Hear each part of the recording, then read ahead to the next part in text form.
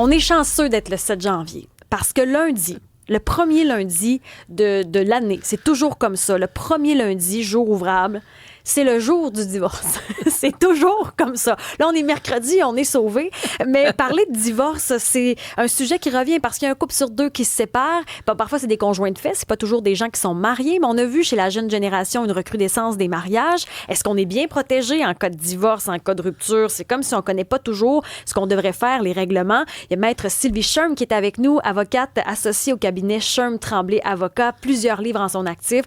C'est une sommité dans son domaine. Puis là, le jour du divorce, si on dit ça, ça veut dire qu'en début d'année, ça arrive souvent qu'il y a des divorces? Bien, c'est là que souvent les gens réfléchissent ou viennent de réfléchir pendant le temps des fêtes qu'ils veulent mettre fin à leur vie de couple. Ou ça fait longtemps déjà qu'ils pensent, puis quelque chose est arrivé pendant le temps des fêtes. Les gens sont ensemble, ils sont en congé, c'est pas la routine de tous les jours.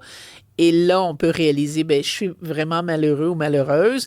Est-ce que je vais continuer ma vie comme ça? C'est un peu la question des résolutions aussi. C'est les remises en question qu'on fait en début de l'année. Alors, c'est à ce moment-là, parfois, qu'on voit une recrudescence là, de demandes. On le voit aussi après le congé estival, souvent en septembre, parce que les gens ont passé des vacances ensemble. C'est un peu le même genre de réflexion qui arrive. Les congés sont dangereux. Les congés, puis le fait de ne pas avoir de routine sont dangereux, en effet. Et ce terme-là, le Divorce Day, vient de la Grande-Bretagne. C'est de là que vient ce terme-là qu'on utilise, mais c'est vrai que souvent, c'est un moment un peu plus achalandé, là, au niveau au moins des consultations, là, au niveau des cabinets d'avocats en droit de la famille. Mais est-ce qu'en Grande-Bretagne, c'est qu'il y a plus de divorces qu'ailleurs pour avoir créé cette journée-là? Non, mais ils disent qu'il y a plus d'appels ou de demandes cette journée-là, mais c'est un peu vrai. C'est un peu vrai. D'ailleurs, si vous en vivez une situation, vous avez des questions pour Maître Sherm, vous savez pas trop, on parle de divorce, mais ça peut être conjoint de fait, ça peut être une situation où vous avez déjà vécu. Je veux dire, c'est un sujet qui est assez vague, merci. Là. 187 Cube Radio, 1877-827-2346. Je dis vague, mais ce serait plutôt très large. Les divorces, j'ai l'impression que même si on en parle, à chaque année, ça revient là, dans l'actualité. C'est comme si on n'est toujours pas bien préparé à une situation de divorce. Mais ça, c'est vrai. Il y a énormément d'informations maintenant sur l'Internet. Hein? Alors, on peut aller trouver beaucoup d'informations, mais cette information-là est générale et non pas spécifique au cas de chacun. Alors, moi, ce que je dis aux gens, est-ce que si vous envisagez une rupture, si vous pensez que vos droits ne sont pas respectés, si vous voulez connaître vos droits à vous, dans votre cas spécifique, faites une consultation avec un avocat. Puis une consultation d'avocat, ça ne veut pas dire que je vais à la cour, mais au moins aller chercher vos informations. Mais on dirait que c'est comme les testaments. Je trouve que c'est comme si, quand on veut se marier... Ah oui, c'est pire, vous pensez? Les gens ont plus de tendance de parler de leur mort que de la rupture. Mais c'est drôle, parce que quand on se marie, techniquement, il faut considérer les risques. Ça ne veut pas dire qu'on va avoir à se divorcer, mais quand même, ça fait partie. Mais ça fait longtemps que je dis qu'au Québec, on est des romantiques. Ah oui? Et on ne veut pas envisager la rupture. Donc, on ne veut pas vraiment entendre parler de ça. Qu'est-ce qui va arriver en cas de divorce, même avant que je me marie? Qu'est-ce qui va arriver en cas de rupture, même si avant que je cohabite avec quelqu'un comme conjoint de fait. On ne veut pas vraiment le savoir. C'est un peu la nature humaine. Et ça, on le voit avec le problème des contrats de vie commune. Dans le sens que les Québécois sont très peu enclins à signer ces contrats de vie commune. Pourquoi? Parce qu'il faut parler de rupture. Et si je m'assois le même couple et je parle de décès, puis c'est souvent pareil, les impacts juridiques, pas dans tout, mais souvent, dans une partie au moins, là, on sent que c'est plus facile. Bien, c'est sûr, on va tous mourir un jour, donc il faudra parler de ça. Mais de se séparer, je ne veux pas en parler.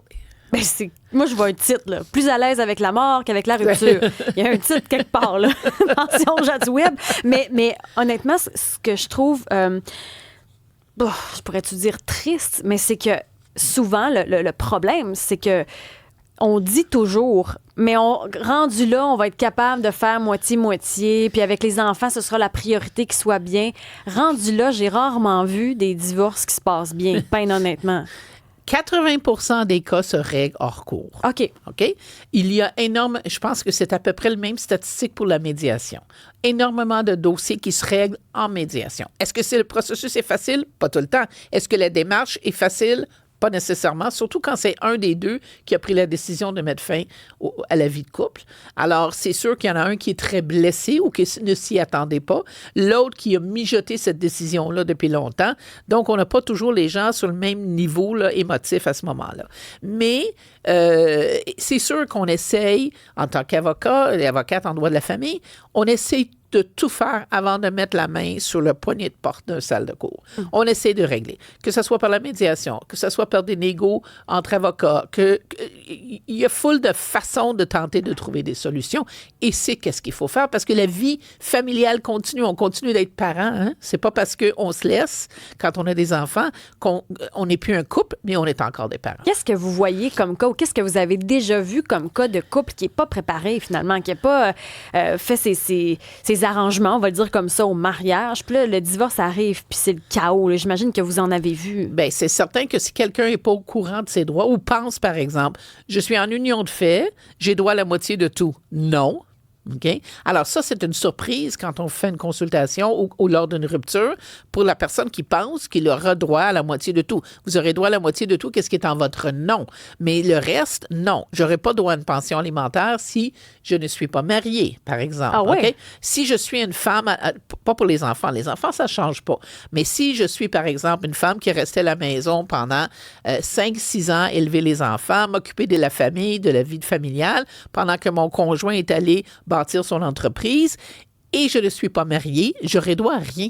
Ça prend des recours. Alors ça, c'est un moment difficile, c'est une surprise, c'est un apprentissage qui doit se faire rapidement lors de la rupture, de réaliser que tout ce que j'ai mis maintenant ne sera pas, j'aurai pas droit à rien. Cependant, avec l'union parentale, qui est la nouvelle loi qui a sorti depuis juillet, ouais. Là, on a des droits. Les conjoints de fait ont des droits de partager certains biens. La maison, les maisons, donc chalet inclusivement, les meubles, les voitures. Alors, j'aurai pas une pension alimentaire, j'aurai pas droit de partager des REER, mais j'ai quand même droit à un partage comme ça. Et si j'ai vraiment contribué au-delà de tout ça, dans le sens que j'ai laissé tomber des avancements dans mon travail, j'ai arrêté de travailler, j'ai diminué mon temps de travail pour s'occuper des enfants, je peux aussi faire une demande d'enrichissement injustifié ou de compensation, de prestations compensatoires pour compenser la perte financière à cause de ce qui est relié aux enfants. Et si je n'ai pas d'enfants, je ne peux pas faire ce recours-là à l'intérieur de l'union parentale, je dois le faire à l'extérieur. Parce que plusieurs, dans le temps, parlaient de violence financière. Là, quand, par exemple, c'était souvent la femme, là, on genre, mais c'était ça quand même. Là, c'était payer l'épicerie Hydro-Québec, voilà. Puis l'homme payait la maison, par exemple. Il y avait un actif, puis pas la femme. Mais ça, en plus, c'est historique au Québec. J'avais lu un livre là, des années 30 où est-ce qu'on voyait qui gérait le budget, puis comment, qui payait quoi, et on voyait que c'était les femmes qui s'en occupaient de ces frais-là. Ça fait très longtemps.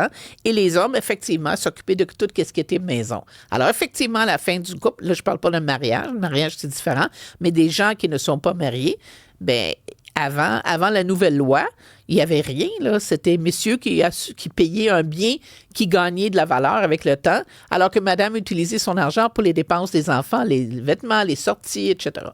Est-ce qu'on voit, parce que ça fait 7 mois, puis ça s'appliquait aux gens qui avaient des enfants après cette fameuse loi qui est entrée en vigueur en juillet. Ça fait 7 mois déjà. Est-ce qu'on a vu des différences? Est-ce qu'on a vu des améliorations? Moi, je n'ai rien vu encore parce que c'est trop tôt. Okay. Ça, c'est pour des...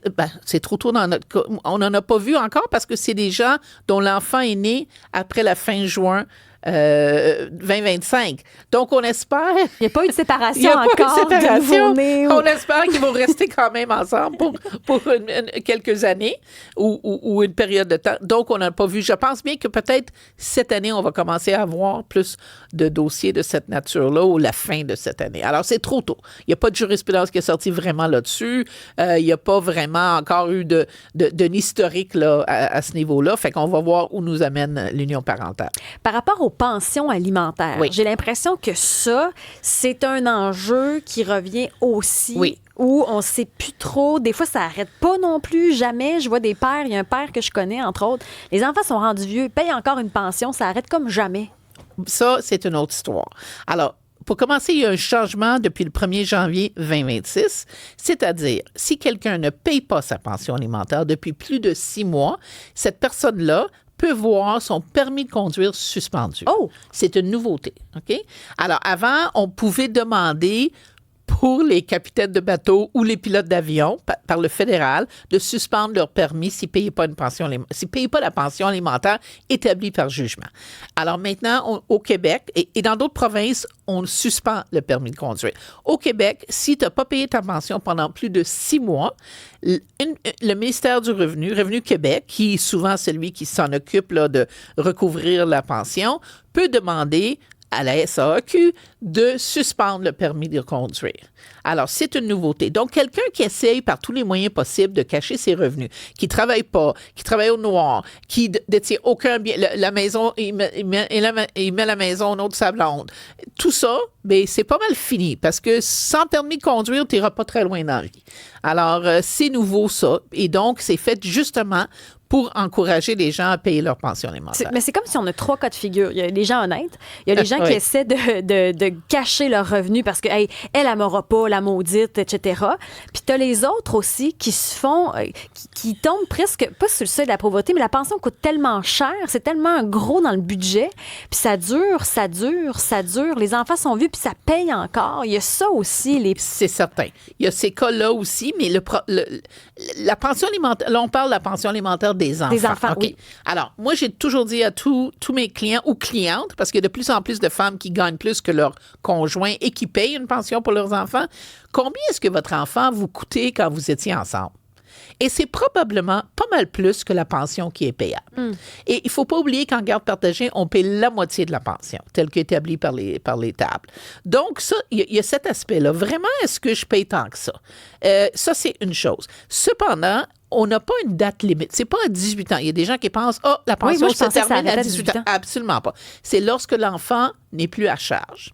Alors, qu'est-ce qui arrive? Ça veut dire, si j'ai un enfant qui n'est pas aux études et qui ne travaille pas, je peux très bien demander que la pension alimentaire soit arrêtée. Et si l'enfant va aux études? Bon, si l'enfant va aux études, il a quand même une obligation, de contribuer à certaines de ses dépenses. Une job d'été, un job à temps partiel pendant l'année, et aussi d'aller chercher peut-être des prêts et bourses, et aussi de réussir dans les études. Mais c'est pas aberrant, à un moment donné, quand tu as 18 ans, c'est pas aberrant que le parent doive encore payer une pension alimentaire? Bien, l'enfant est encore à charge. Fait que si cet enfant-là, vous savez, ils partent plus, là. C'est pas les années 70-80 où on partait à 18 ans. Ce n'est plus le cas. Alors, il reste souvent à la maison. Il reste avec un des parents. Donc, c'est un des parents qui assume les frais de cet enfant-là. Donc, c'est pas les mêmes règles que quand un enfant est mineur parce qu'on va quand même forcer l'enfant à travailler minimalement, à voir à ses études. Et si l'enfant a de l'argent, parce que j'ai eu des dossiers où est-ce que l'enfant avait réussi à mettre de côté de l'argent, mais on va en tenir compte dans le calcul de pension ou pour combien de temps. L'enfant a aussi une obligation de montrer, j'ai-tu réussi mes examens? Est-ce que je suis inscrit? Ça, là, j'ai eu des dossiers où est-ce qu'un enfant a coupé le lien avec un des parents et a dit, moi, j'ai pas d'affaires, c'est ma vie privée. Oui, c'est ma vie privée. Oui, mais c'est la vie privée, mais c'est le père qui paye une pension pendant ce temps-là. Alors, c'est pas une vie privée. Il faut que tu fournisses tes résultats, ton inscription, la preuve que tu es inscrit et que tu es sérieux. Les tribunaux sont assez généreux, je dois dire. Les juges sont assez généreux. S'il y a un enfant qui a commencé une étude en sciences politiques ou en sciences pures, par exemple, et après 1 an réalise que c'est pas ça, puis s'en va en sciences po l'année d'après, on va lui donner une chance. Mais là, il y a du monde qui n'aimeront pas ma question. Mais je me demande de faire ça, là, cette pension alimentaire qui n'arrête plus. Là. Il me semble que moi, si j'étais un enfant, puis je reçois de l'argent, puis il me semble que ça me... J'ai pas envie d'être autonome si vite que ça. Bien, si l'enfant habite avec un des parents, c'est pas l'enfant qui reçoit l'argent, c'est le parent. OK? Ouais. Mais c'est pour ça qu'il faut prouver quand même. Si les années passent ou si le temps passe puis l'enfant n'est pas inscrit, manque 3 sur 4 cours, ne réussit pas dans qu'est-ce qu'il fait, un juge peut très bien mettre fin à cette pension alimentaire et décider que l'enfant ne fait pas les efforts nécessaires et donc et doit être déclaré autonome et s'organiser toute seule. Ou un enfant qui ne va pas aux études. OK. Mais vous pensez pas que ça nuit à l'autonomie, ça? Ça dépend de chacun des cas. Non, ça, c'est une belle réponse. La réponse d'avocat. Oh là là! Ça, c'était comme tching! Je ne répondrai qu'en présence de mon avocat. D'ailleurs, si vous avez des questions, on parle de pension alimentaire, de divorce, de conjoint de fait. Vous avez des questions. Il y a une nouvelle loi aussi qui pourrait entrer en vigueur, là, du moins concernant l'aliénation parentale, un mot qui est devenu à la mode aussi dans les dernières années. On va y revenir au 187 Cube Radio pour nous rejoindre. 1-877-827-2383.